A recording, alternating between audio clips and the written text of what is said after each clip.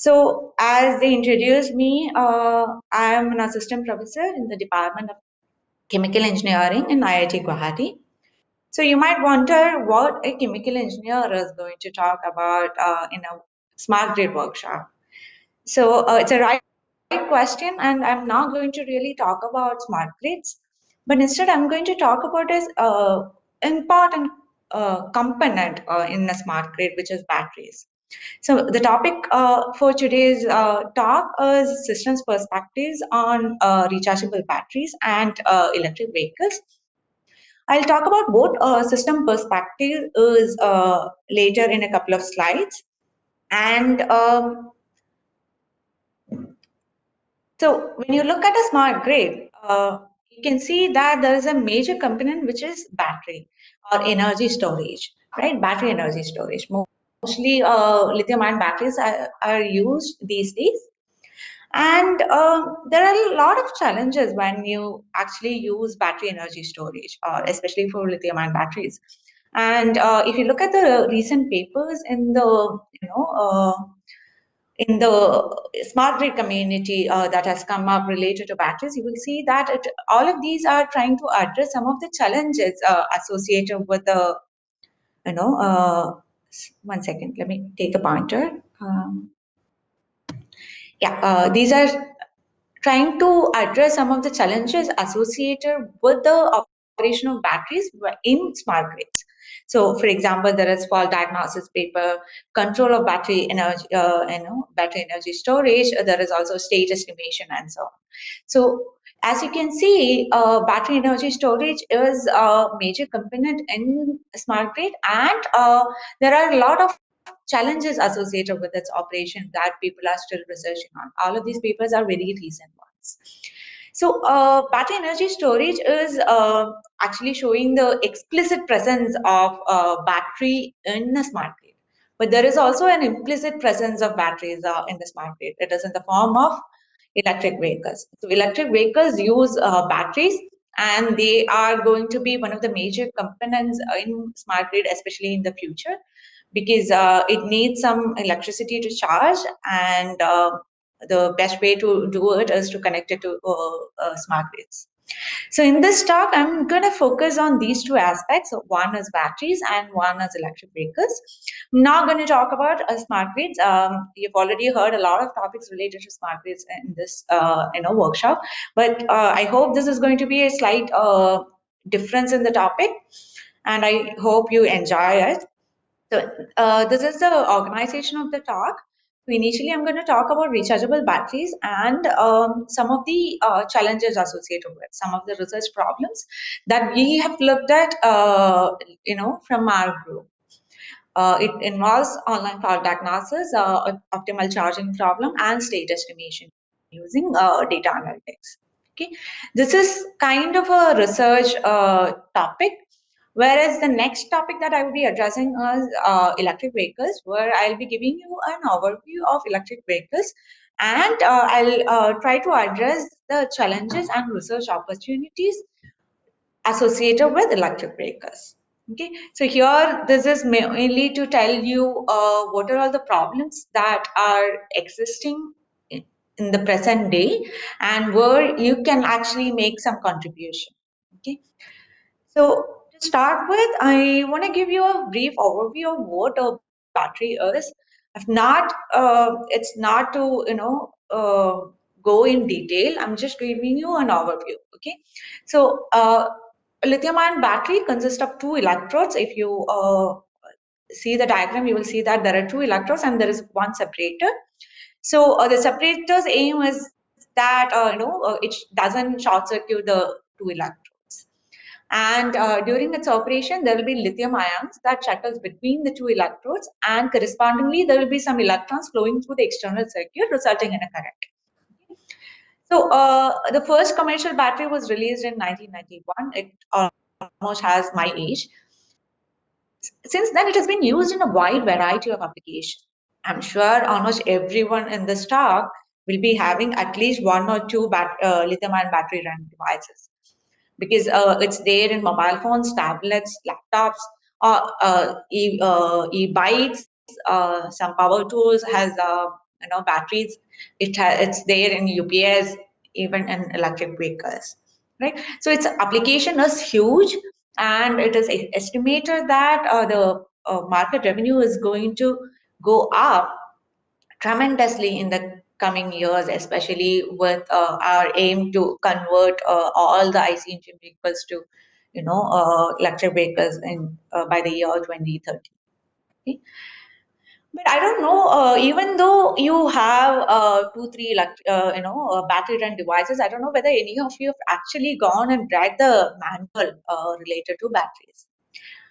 Even though I do a research on battery area, recently I've actually went and looked at the battery manual. Till then, I have not looked at it. And what I saw was really surprising.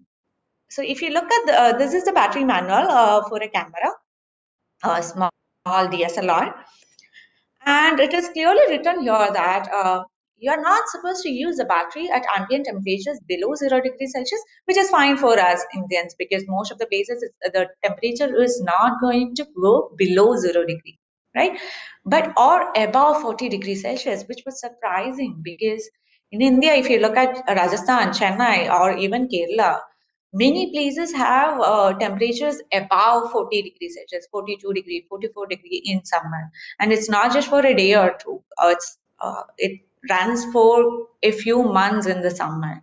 So what they say is that if you fail to observe this precaution, this could damage the battery or impair its performance, and the capacity may be reduced and charging times may increase. Even for a very small size, battery, this is the length of the battery is less than the length of your thumb. So for such a small battery, they are having this kind of precautions or warnings written in the battery manual. So just think about how difficult it, or the consequences resulting from operation of large scale batteries like the ones in electric vehicles or battery energy storage in the smart grids. So the consequences are going to be huge. There will be issues of overheating. There might be issues of capacity reduction and so on.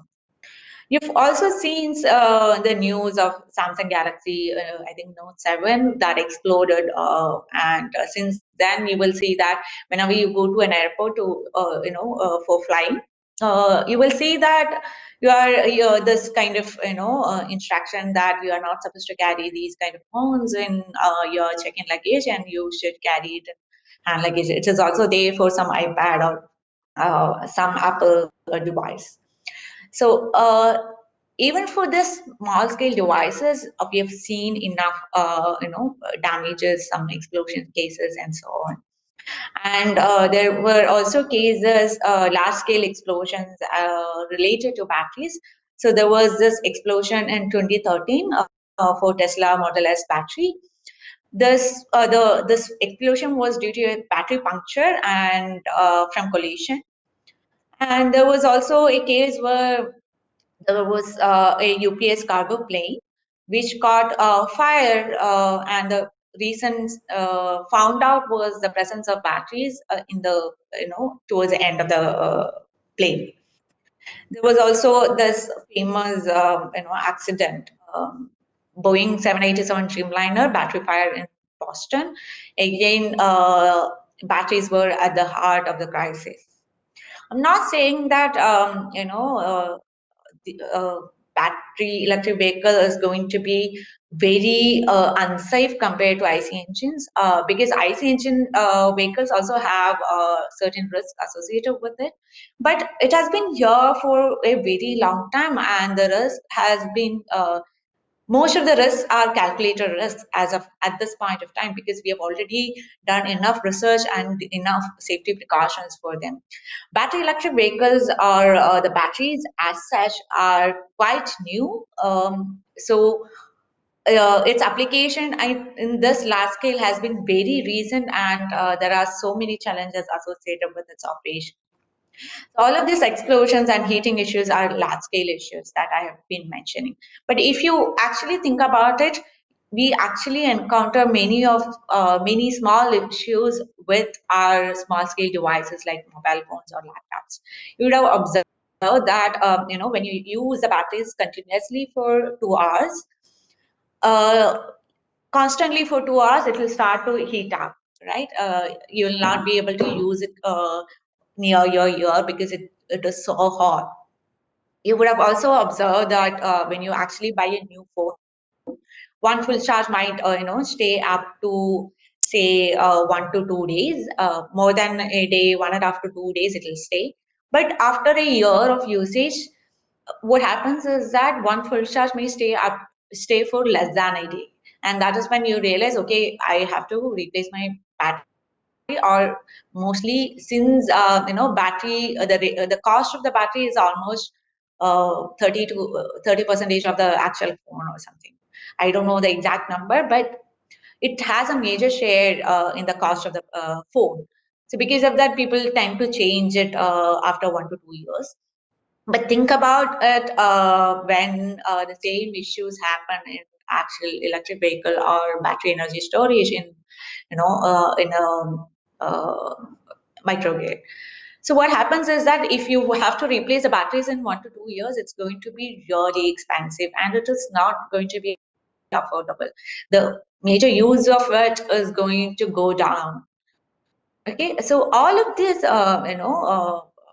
problems or challenges are actually because of the poor health of the battery, and this poor health is due to various side reactions that happen inside them.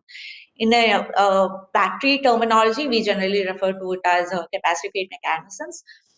Any mechanism that reduces or that fades the capacity, any side reactions. Okay, so these are just some examples or names of the side reactions. Don't worry about it. But what happens is that most of the cases it'll either result in a short circuit between the electrodes, or there will be some layer formation that reduces the capacity.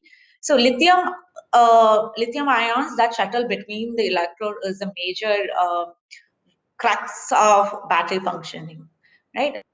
If you lose this lithium ions for some other reactions, your capacity will go down. So that is a major concept. Now, when so our aim, if you want to actually use the batteries effectively, then there are these challenges that we will have to address, and we'll have to answer some of these following questions here. So, what is available capacity, or how much longer can I use the battery? How does one diagnose poor health of the batteries while the battery is in use? Let's say you are riding in an electric vehicle and you get a message, that your battery is functioning really poor, and it is quite possible that in an hour it will, there is a possible explosion. Then you can, as a driver, you can take precautions. You can actually, park the vehicle in a very safe place and run away, right? I'm not even in this is an extreme condition, but even in not so much extreme conditions, it is going to be very useful to know what is the health of the battery. Now, how do we improve the battery life? How do we, ensure safe operation of battery? How often do we need to replace the batteries? How do we optimize the charge discharge cycles? All of these questions needs to be answered if we actually want to use a battery in large scale systems. Okay, so now all these questions can be answered using some periodic diagnosis and control. So our aim was not to reclaim the lost capacity to side reactions, but it is actually impossible to reclaim the lost capacity, but periodic diagnosis and control can prolong their lifetime. Now, the so now we come to this, key topic of systems approach. Systems approach is the platform where we can, rely upon to address all of these challenges. And when I say systems approach, it actually means that you are looking at the system as a whole rather than looking at individual components or individual questions. Okay, so you are trying to address everything related to battery in a single window.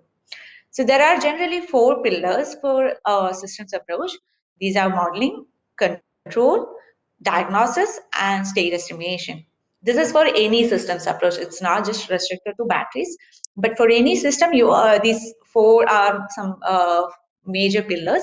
There might be some others as well, but I've just picked up these four because it is important for the batteries.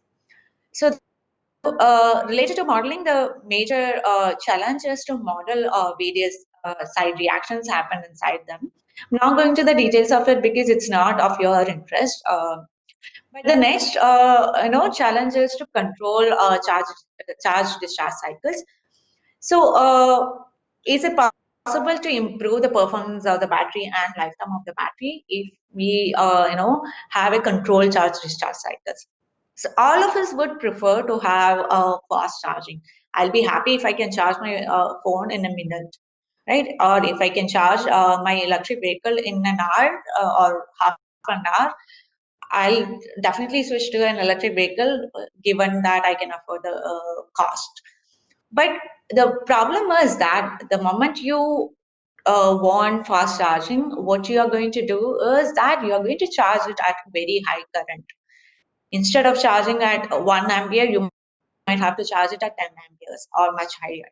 Right? The problem is that when you go to higher currents, you will get fast charging, but at the cost of the life of the battery. So when you go to higher charging currents, all of these side reactions become more predominant. The rate at which these side reactions happen will also increase. So there is always a trade-off between fast charging and the lifespan of the battery. The more you do fast charging, the lesser the lifespan of the battery. Okay. So here, as part of our work, we've implemented a model predictive controller for a small battery that looks at this optimal trade-off. We have looked at optimization between three objectives, charging time, capacity loss, and energy loss. And next one is online fault diagnosis. Think about a case where you can actually, while the battery is in operation, either in a smart grid or in an electric vehicle or in any other application, if you are able to find out that there is a fault in a battery and the root cause is this, then we can actually take some necessary precautions to avoid, large scale accidents or systemic risk. So the idea is that you want to identify what is the state of the battery, what kind of faults are existing in the battery. Now, if since most of you are from electrical background, you would know that frequency response analysis is a good alternate, a good technology for system identification. But the problem with frequency response analysis is that it's very time consuming. If you want to do an online fault diagnosis, it's impossible to use frequency response analysis. So when in batteries, it is well established that the Nyquist plots that you obtain from frequency response analysis is actually a signature of the battery's health and charge. And so if you can do this frequency response analysis, at fast rate, then you will be able to use it for online fault diagnosis. But the challenge is that it is not at this stage, you are not able to implement frequency response analysis as an online technique. So as a research, what we have done in our group is that we have come up with an alternate technique called chirp analysis that has the capacity to replace frequency response analysis, and we've saved a lot of time. Like we are going to save a lot of time if you switch from frequency response analysis to chirp analysis, and it is suitable for any system. It's not restricted to just batteries, so it can be applied to any system. And finally, the fourth pillar is state estimation. And here we have looked at state estimation using data analytics. So there are generally two major states associated with the battery. One is state of charge and one is state of health of the battery. State of charge is nothing but the battery indicators that are in your mobile phones or laptops. Most of the time, although we actually have battery indicators, many times it is not as effective. It even at times it will show that the charge will stay up to 4 hours, but at times it will just end up in 2 hours. So these are there are limitations with the current state of charge techniques, but there is a lot of research that is happening to improve the accuracy of state of charge in batteries. And the next state associated with the battery is state of health. State of health is like so let's say you have some fever or something, and then you go to a doctor, and the doctor is saying that you are 95% healthy. Okay, so this never happens.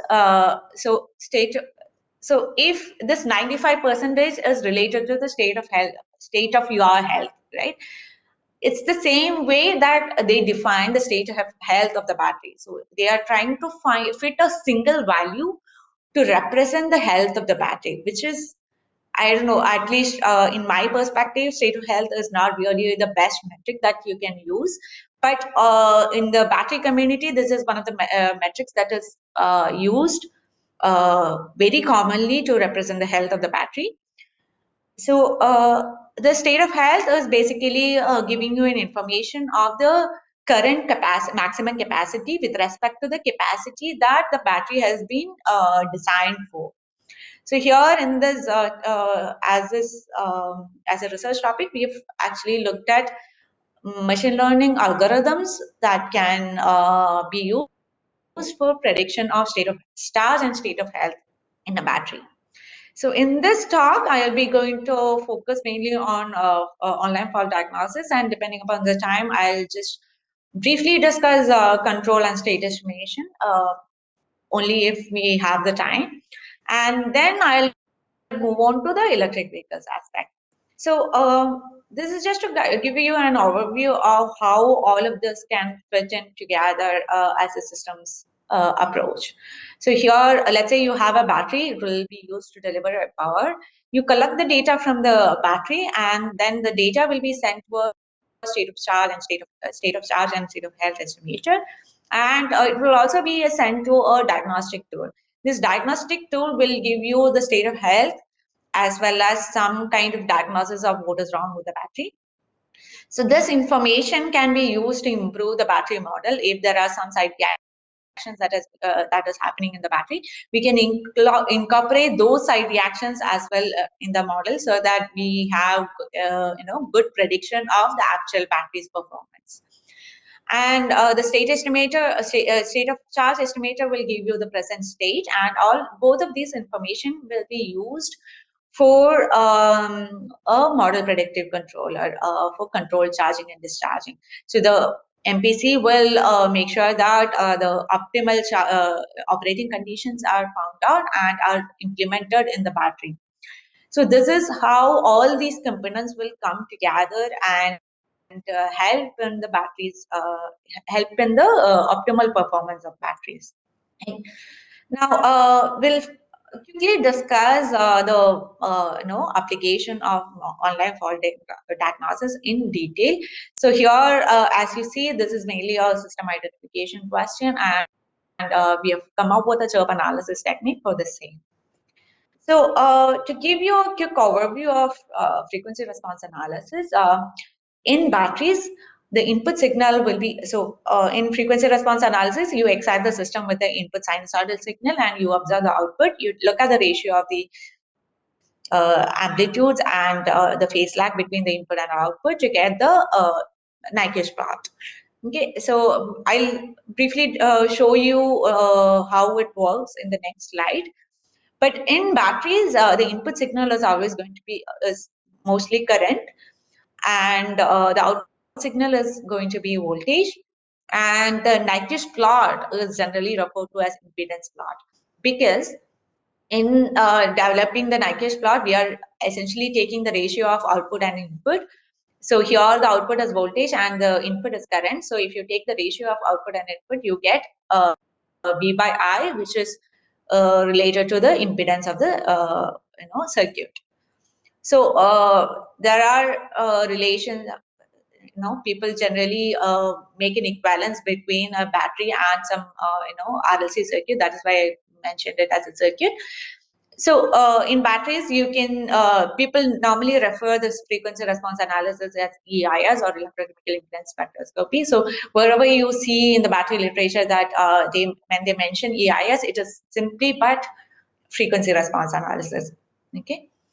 So just like Nyquist plot is a system signature, you can say that impedance of a battery is battery's signature of its health as well as its charge.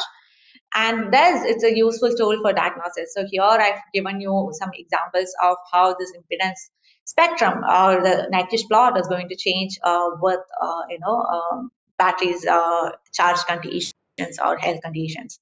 But the problem, as I mentioned before, is we cannot use this frequency response analysis for online diagnosis because one thing is that it uses a bulky equipment.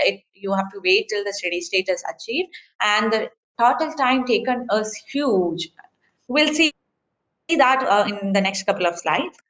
So to give you a background so that I can explain my the alternate technique better, I'm just showing you how frequency response analysis works. Most of you might be familiar with this, but I'm just going to explain it if at all to refresh your memory. Okay, so let's say you have a system. Here I've shown a lithium-ion battery. You excite the system with a sinusoidal signal of the specified frequency. You observe the output signal. So there will be some initial transients. Once the transients die down, you look at the steady state signal. You will see that the steady state response is also a sinusoidal signal of the same frequency f naught, but with a different amplitude ratio, with a different amplitude as well as some phase lag with respect to the input signal. So you can actually look at the ratio between the amplitude of input and output to get the amplitude ratio. This V by A will give you the amplitude ratio, and you can look at the phase lag and find out the impedance. I mentioned it as impedance here. Whatever complex number that you use to plot the Nyquist plot or Bode plot is what is represented as impedance here. Simply because your output is generally voltage and the input is generally current. Now, you can plot this information of this amplitude ratio and phase lag in a graph, right? So when you do it at a particular frequency, you get a single data point in your Nyquist plot.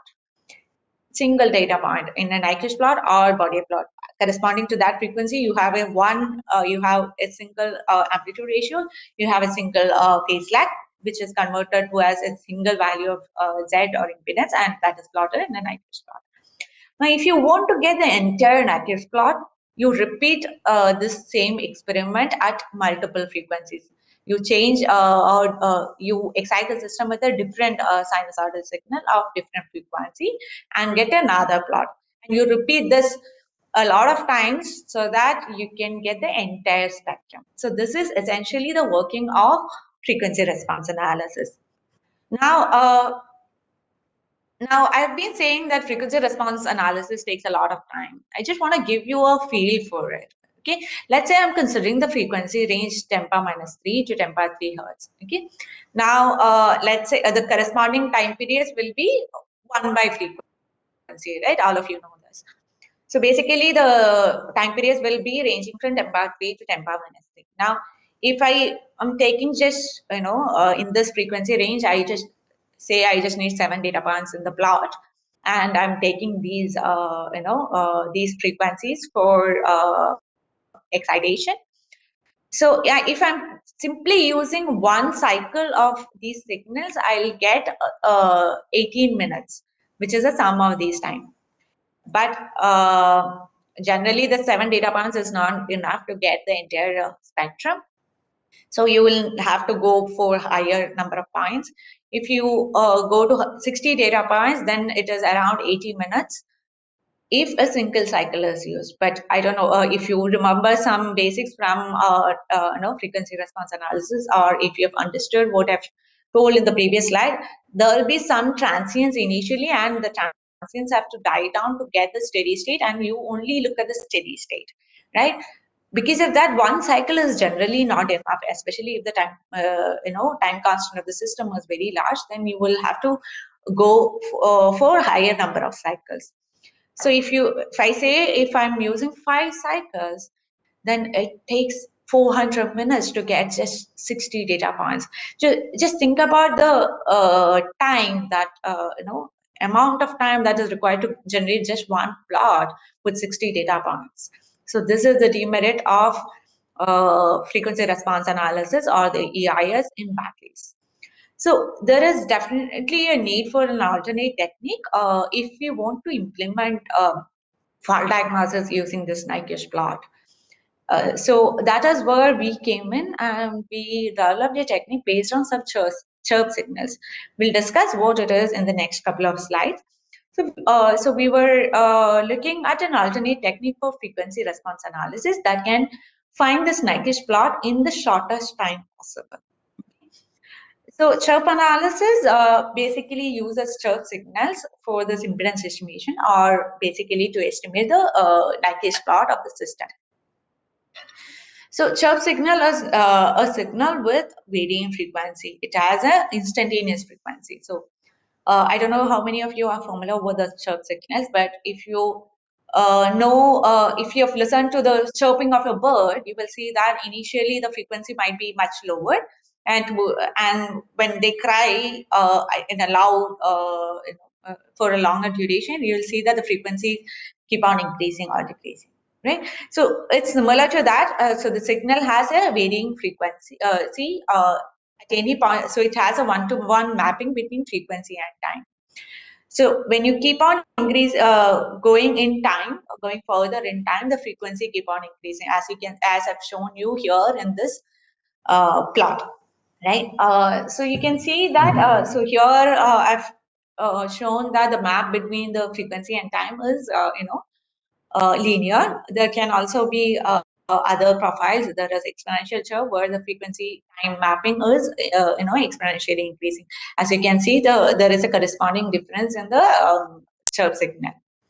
Now, what is the importance of chirp signals compared to sinusoidal signal? So if you look at the sinusoidal signal, if you take the entire signal, you can just find one frequency. But here in chirp signal, there is, you pick any point, there is a correspond, let's say I'm picking this particular data point in the signal, you can find the corresponding frequency by looking at the frequency time mapping, right? So every data point here is associated with a frequency, and that frequency is generally referred to as instantaneous frequency.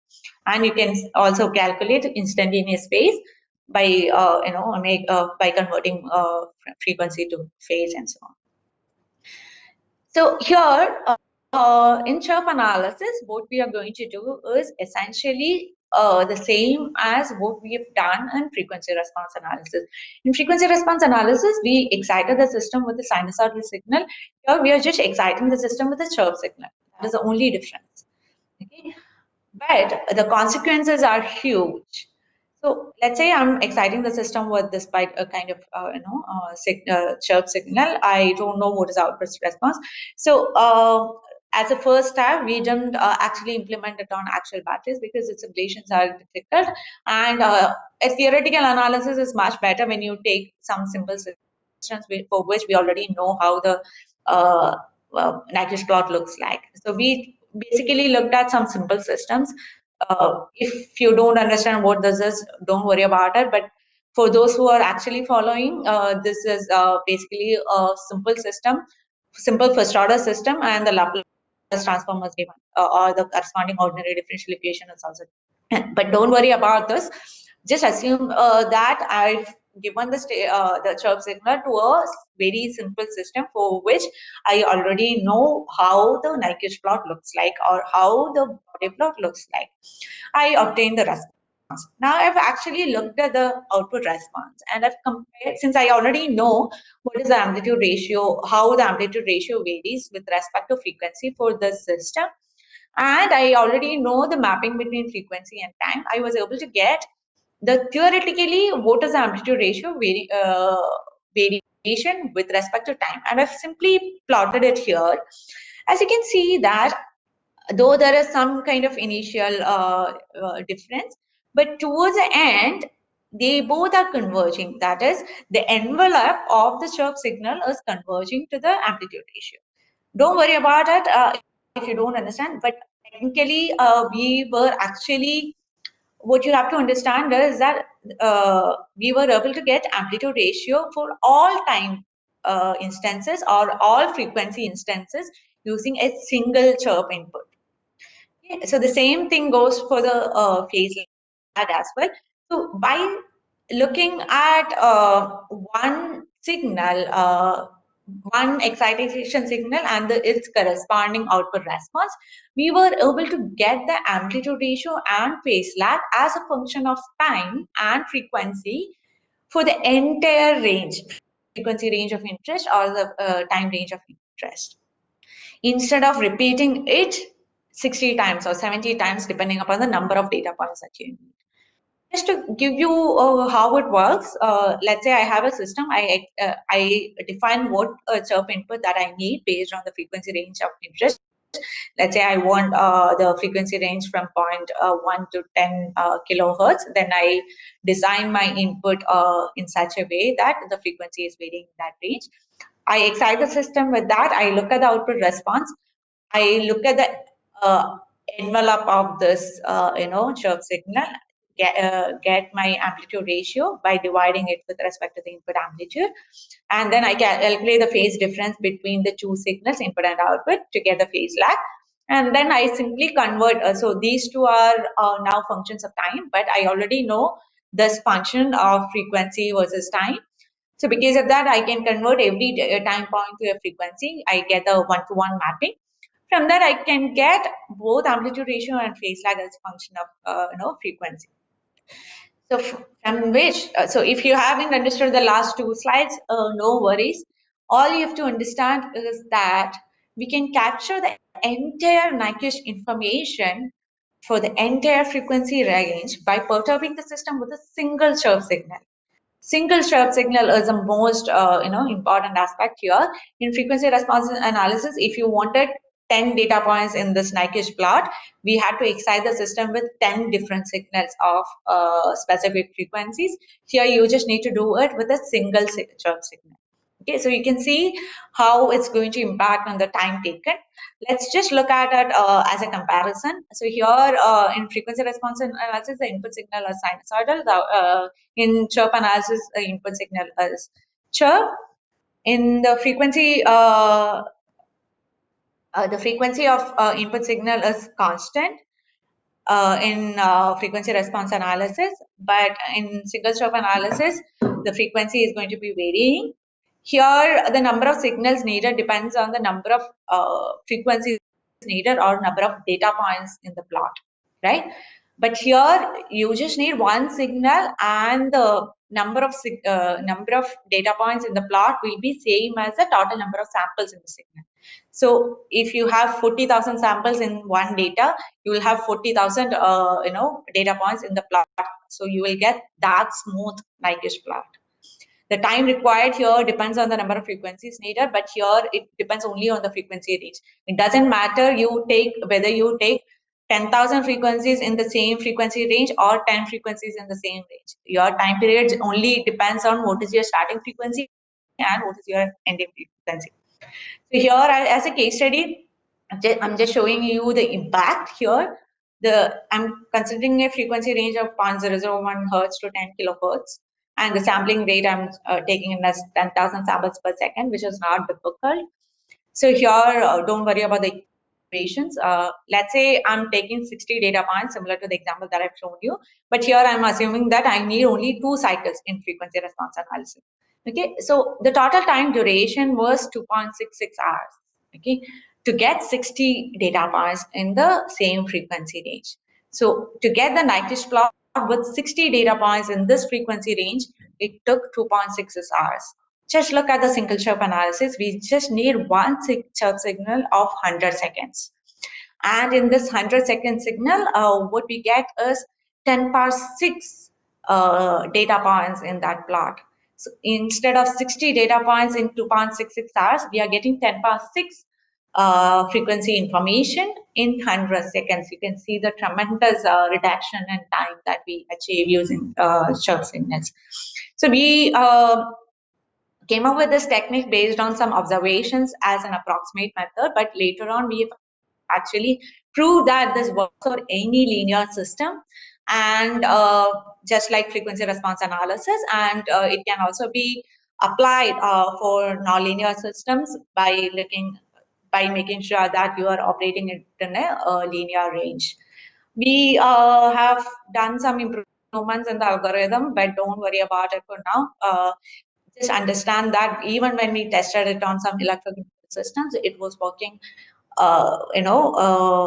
really well. You can see the comparisons here. It varies, even minute patterns in the Nyquist plots were captured using this SHRP analysis, and this shows the potential of using chirp analysis techniques for online fault diagnosis in batteries or in any system.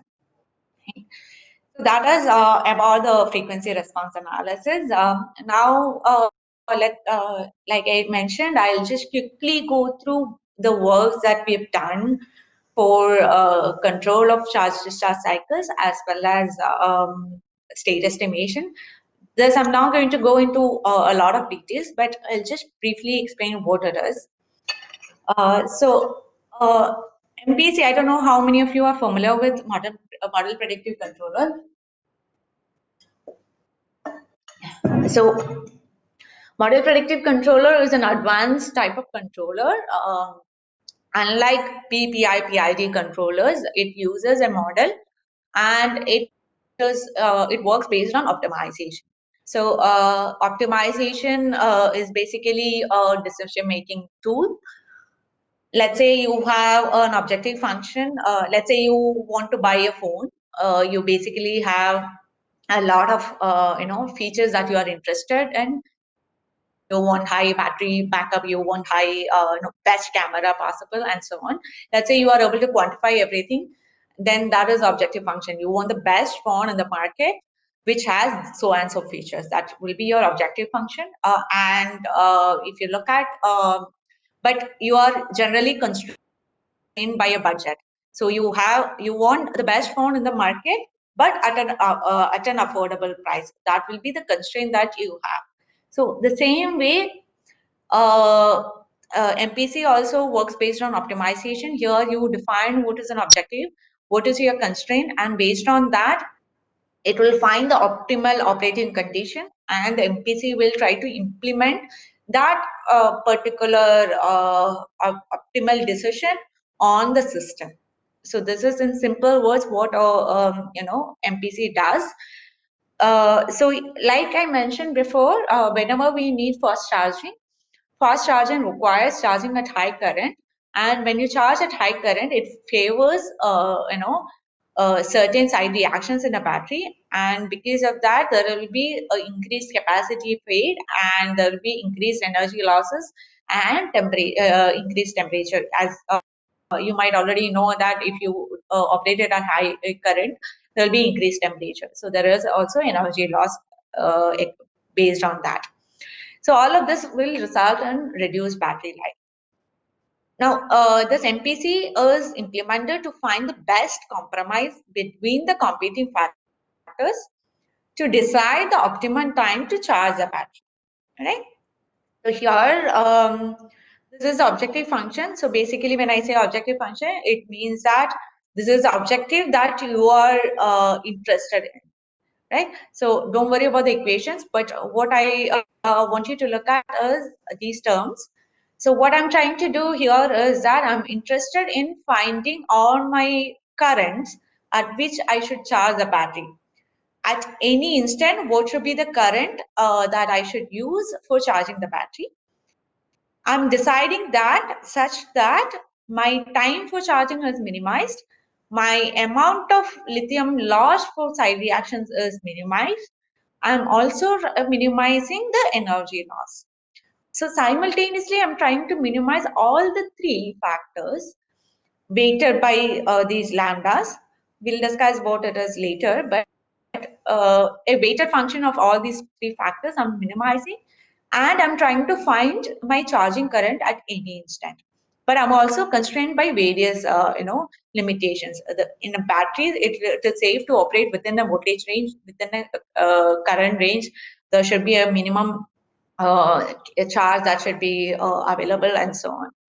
Number of samples required for charging, all of the minimum time required for charging, and minimum charge that should be delivered within the short time, and so on, are specified. So, so this is how we have implemented MPC. The difference with the conventional technique is that in conventional charging, we charge it at a constant current. Okay, so if there is a normal charger and a fast charger, so fast charger will continuously charge it at a constant current, and constant current, which is very high value. But in the normal charger, they will continuously charge it at a lower current value. That is the initial stage. So this here I've shown the standard charging. So you are charging it at a constant current initially, where the voltage is going to vary. Voltage will keep on increasing. After it reaches the maximum voltage that it can achieve, the battery will be charged at a constant voltage, where the current is going to decrease and come to the zero towards the end.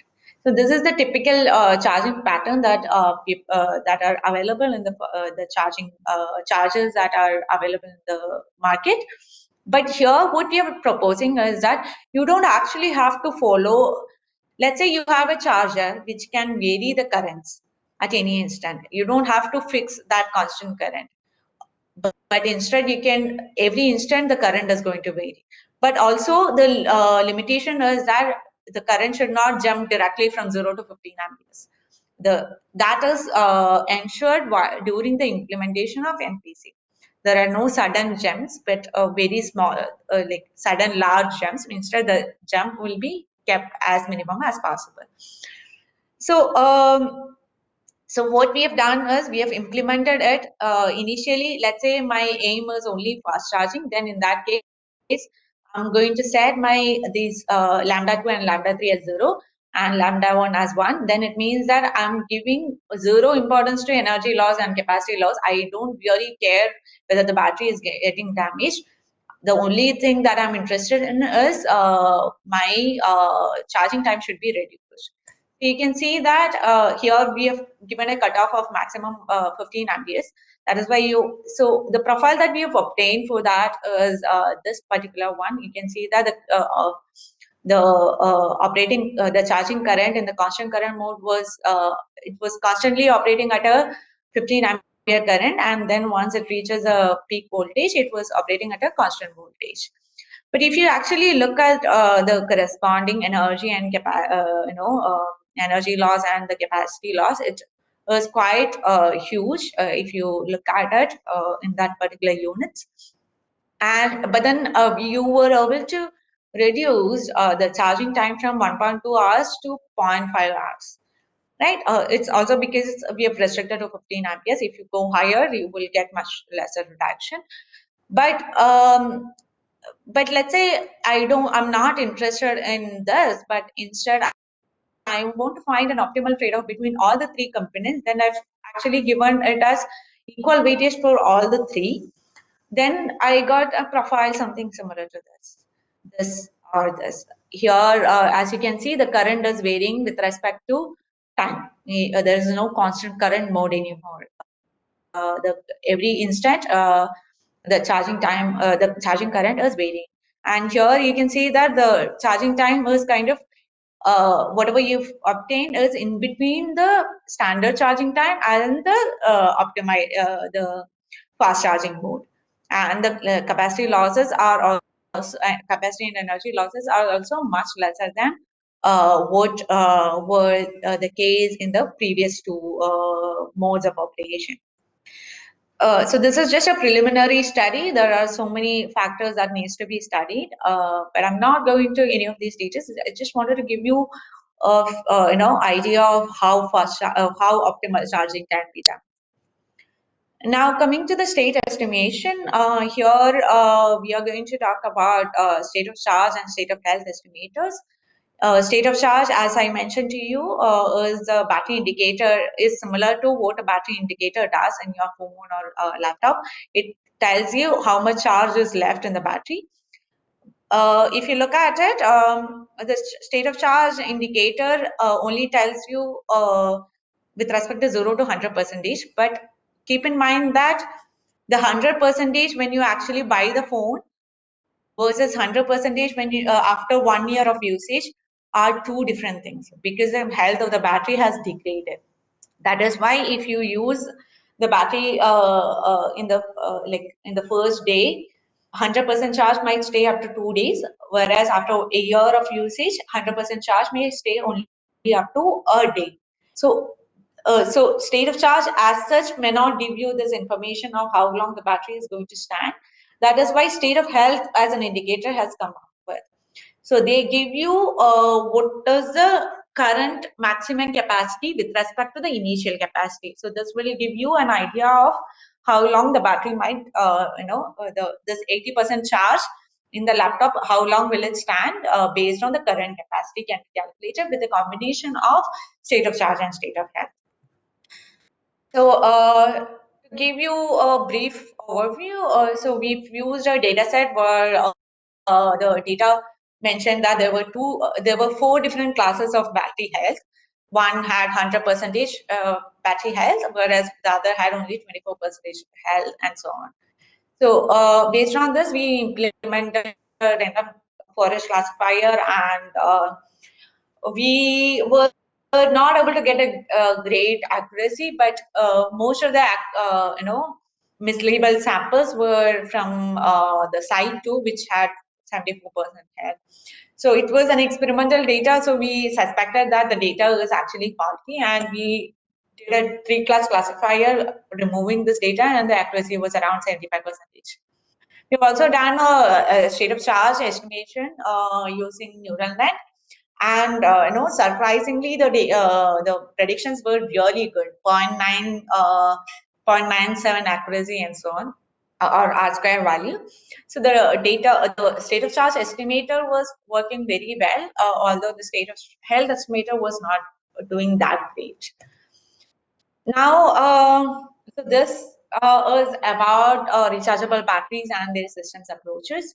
Now we'll discuss, and I'll give you an overview of battery electric vehicles as well as their challenges and some opportunities where you can contribute in your future work. So here is a comparison of three types of vehicles, electric vehicles. Initially, there was hybrid electric vehicles where the battery is charged using regenerative brake system. And then came plug-in hybrid electric vehicles where you can charge the battery by plugging in as well as regenerative brake system. And finally, we are at electric vehicles where there is no IC engine component at all, and the battery is completely charged by plugging into external sources. So as you can see, from conventional vehicle to electric vehicles, the electricity usage is keep on increasing, whereas the gasoline usage is going down. So this is just a schematic representation of exactly the same thing that I've said. So here the gasoline engine is there.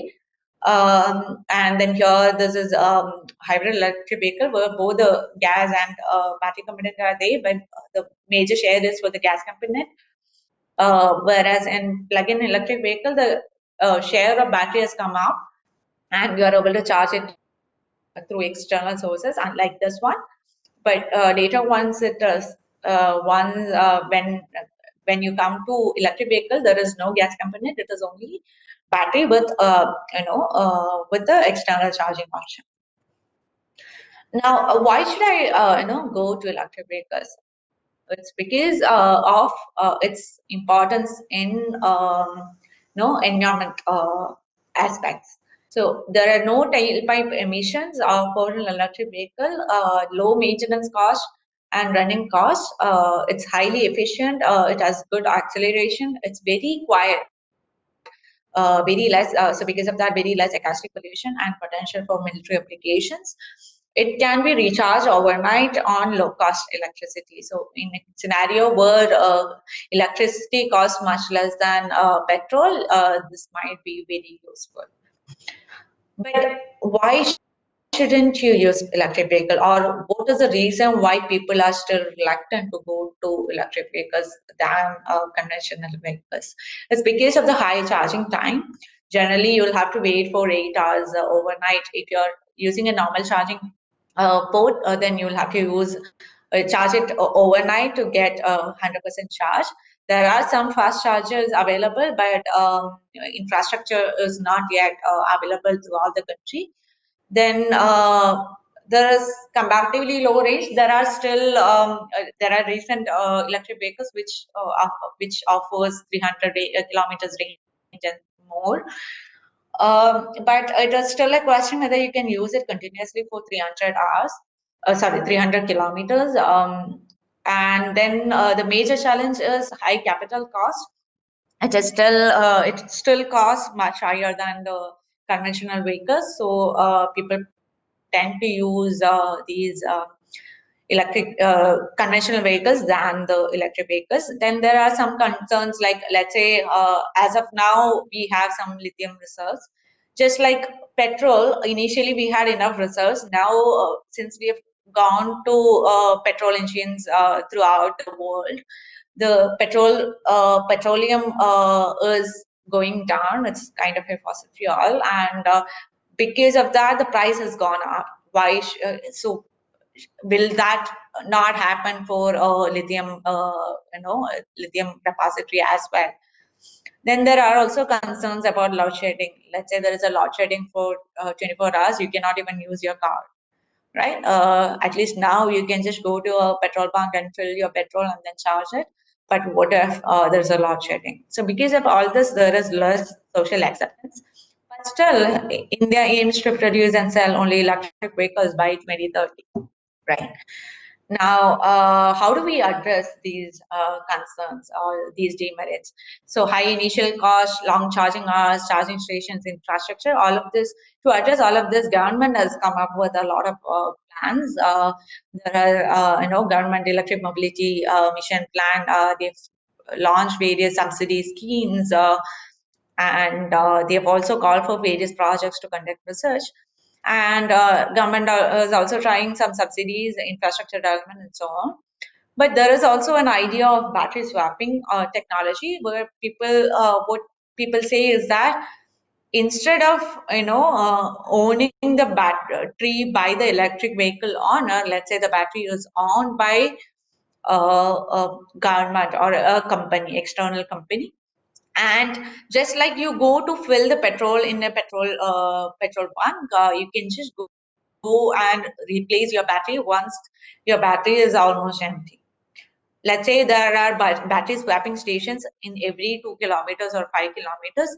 Every time your battery is almost running out of the charge, you can just go to the swapping stations and change the battery, change your battery with a new battery, or used battery, recharge batteries.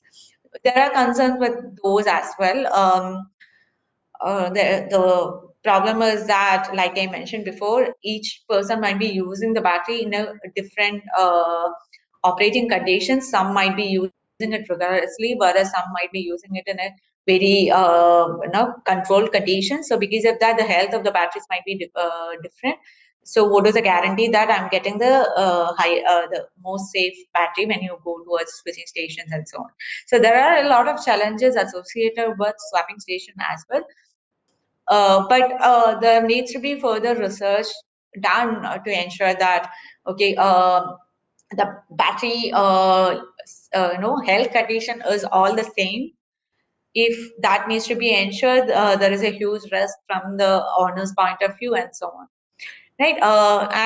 And there are also initiatives set up for community charging stations by, for example, there is Either created by Either Energy.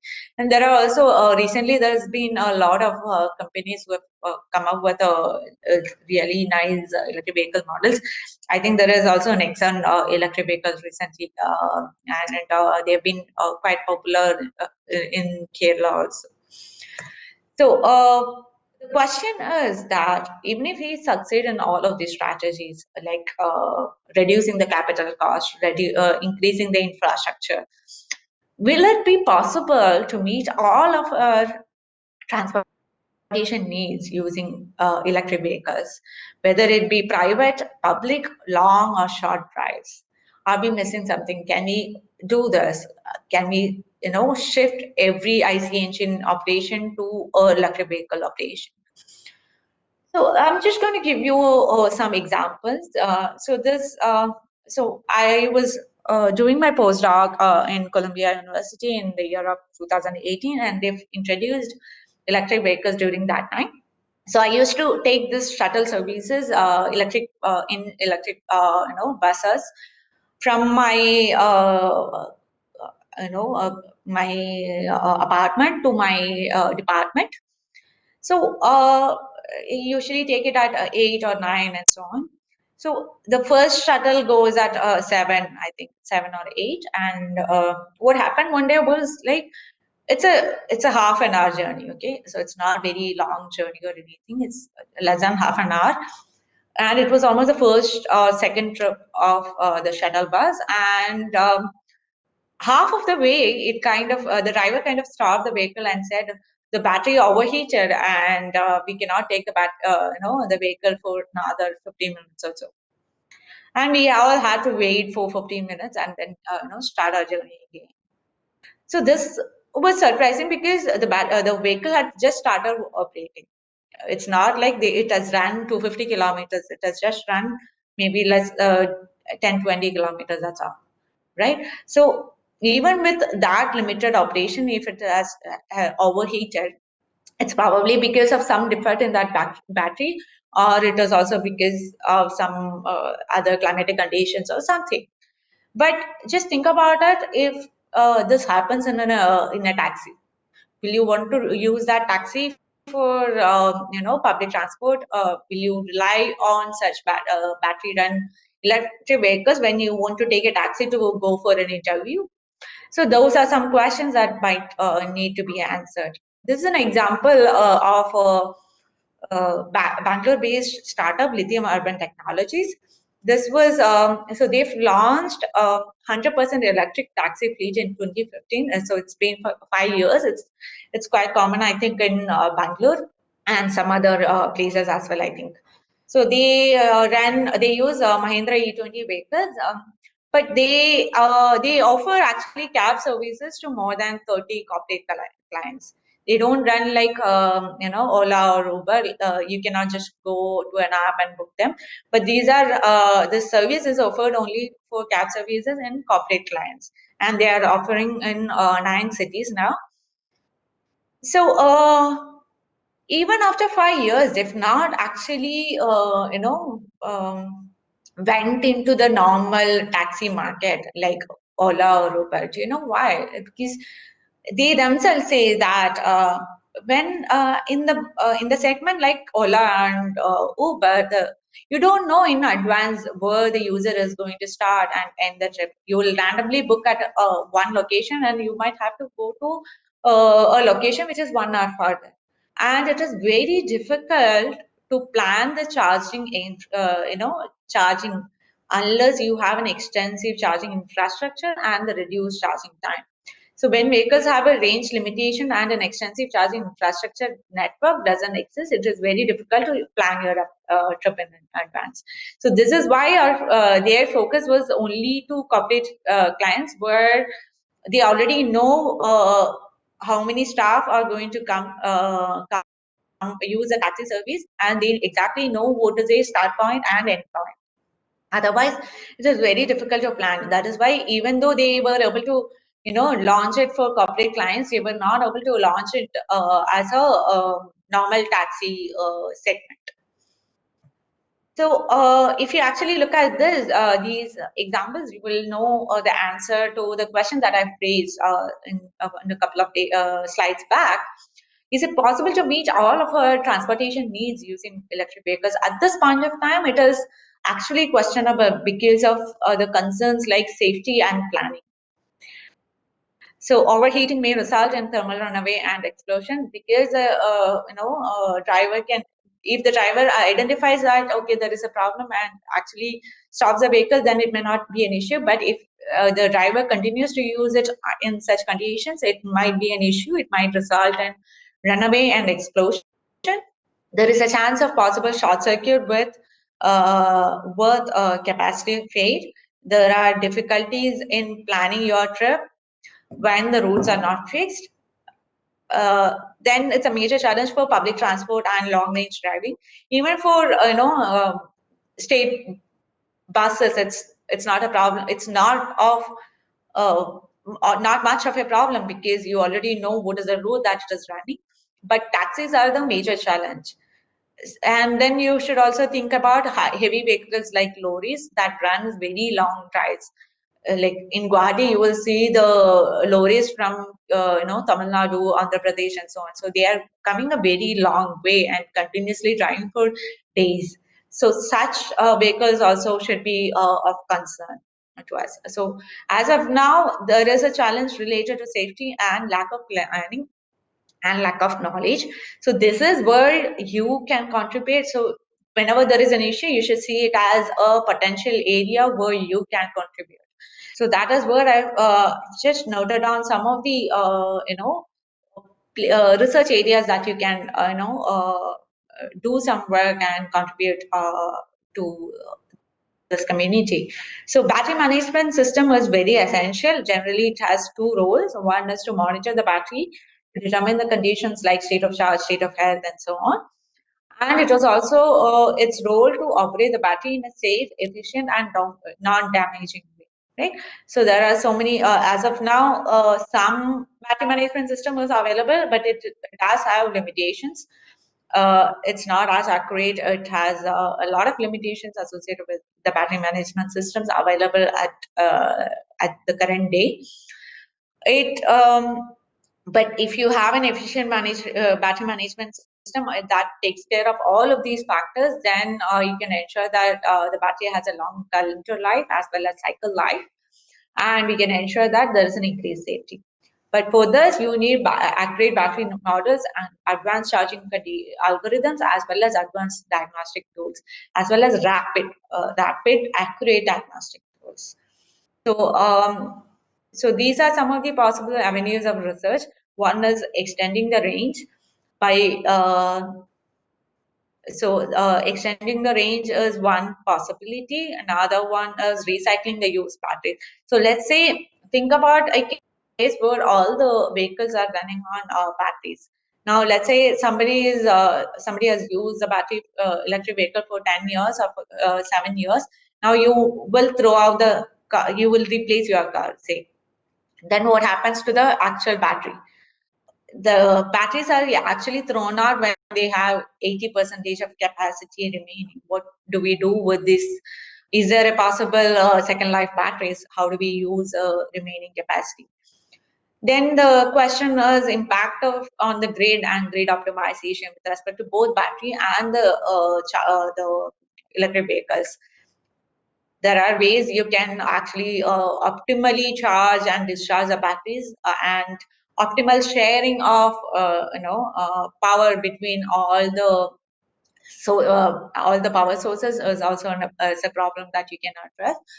Reduction of cost, there are innovative business models for that, like better place, car clubs, and so on. So car club is like it's like you can rent a car for a few days and so on. Then there is avenue for research in terms of battery chemistry, but it's mainly for chemists, electrochemists, or chemical engineers. And then there is better BMS. However, you would need better fast fault detection and diagnosis algorithms, optimal power sharing, and so many others. Control charging and discharging profiles, and so on. So better charging and strategies and infrastructure. So there are many methods people have researched upon: conductive charging, inductive charging, battery charging, and switching stations. Then there is also optimal placement of charging stations. So where do we actually, so it's a it's a huge country, right? So now think about, let's say you have limitations on the number of charging stations that you can implement initially because of the budget constraint. You will not have infinite amount of budget, so you'll have to start at some point with limited number of charging stations. Where do you optimally place them based on the needs of the users and based on the number of vehicles, number of fleets in a particular area? Is it possible to find the optimal placement? So optimal sensor placement is a problem in control or chemical engineering phase.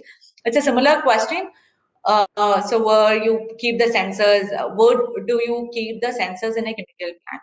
So similarly, it's a similar problem, but in a more wide area or wide sense of question. It's a more wider question to address. So, in short, you would like to have a better management system with a controller. And let's say there's a battery pack, you need some sensors to collect the data, you need a state estimator, you need a diagnostic tool, all of them online, and you will update your model, whether it is like electrical equivalent circuit based model or any other model, it doesn't matter. Some model which is accurate enough, you update your model, and this will be given to a controller, which ensures that the battery is operated uh, as robust as possible. It has a prolonged cycle life. It's having good heat management. It is safely operating the battery. The power requirement is met.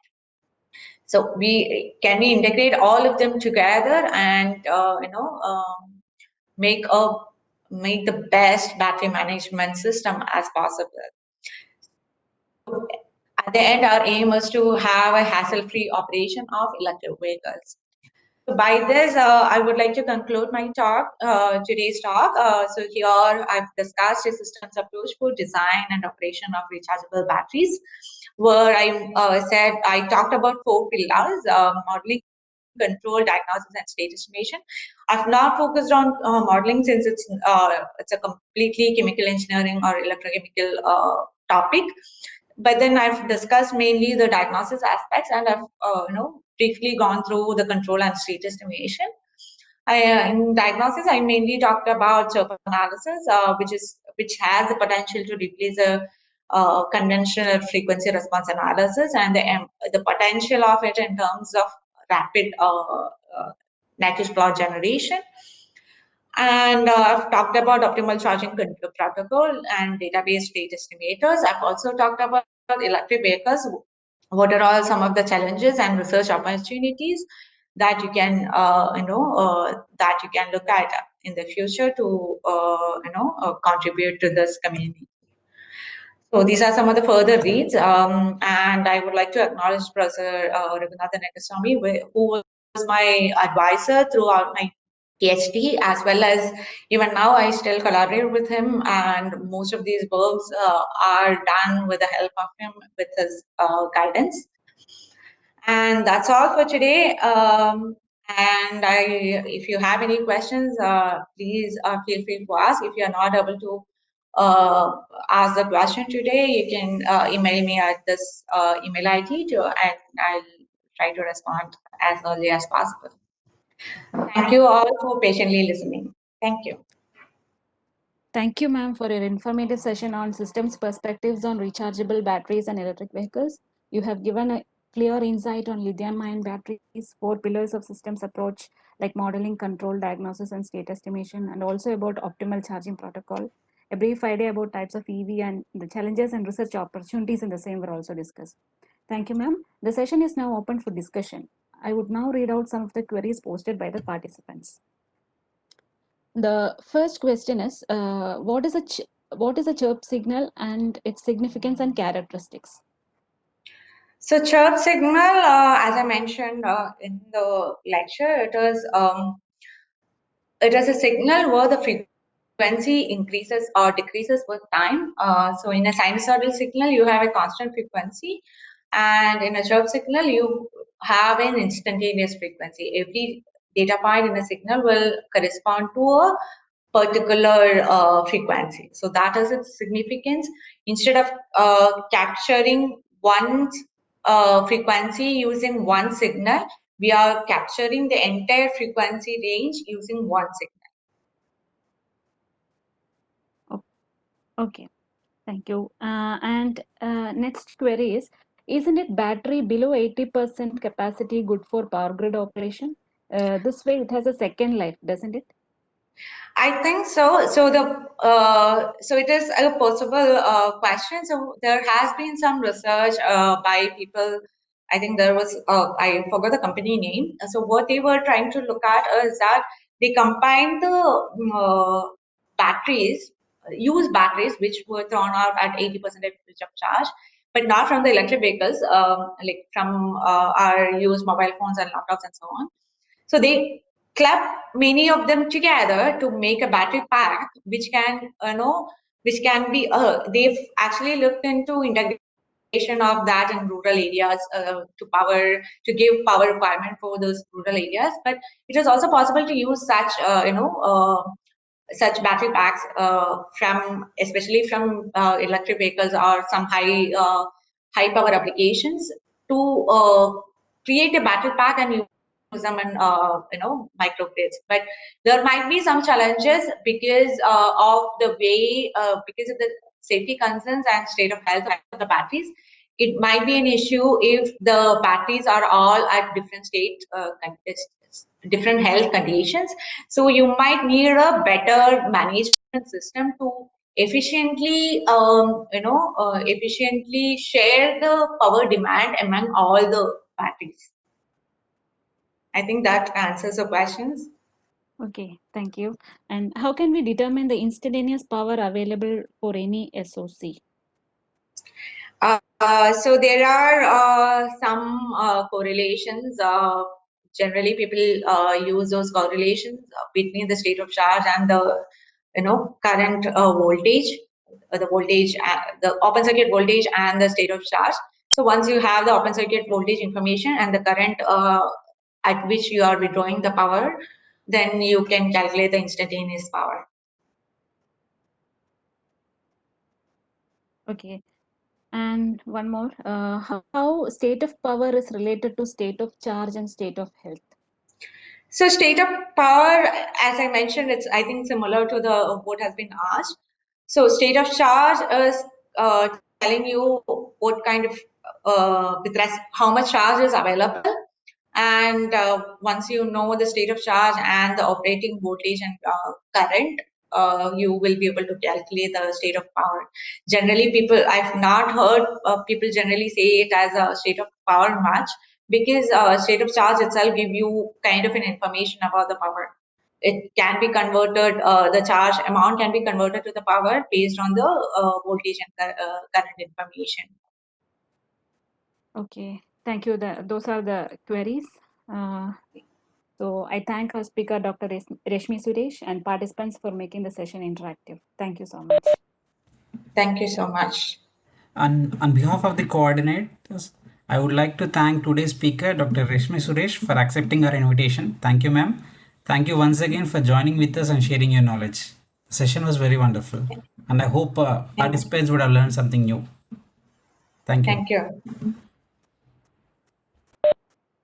Now, regarding the next session, we will join back at 2:30 p.m. for the talk on DC microgrid protection by Dr. P. Raja, Associate Professor, NIT Tiruchirappalli. Please join with the same link. Thank you all for joining the session.